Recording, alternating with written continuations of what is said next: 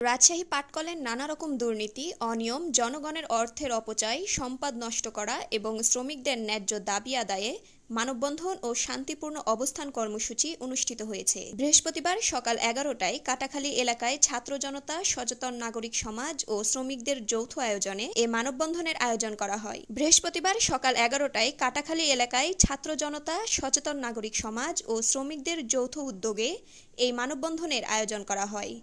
এ সময় শ্রমিকদের বিভিন্ন দাবি উল্লেখ করে আন্দোলনকারীরা বলেন, জুট মিলের যে সকল কর্মকর্তা কর্মচারীদের বিনা পরিশ্রমে বেতন ও বোনাস দিয়ে সরকারি অর্থের অপচয় করা হচ্ছে তা অবিলম্বে বন্ধ করতে হবে।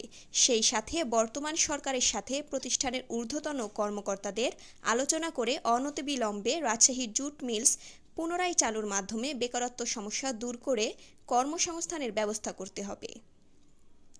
মানববন্ধনে ও অবস্থান কর্মসূচিতে শ্রমিকরা সহ বিভিন্ন শ্রেণীর মানুষ উপস্থিত ছিলেন।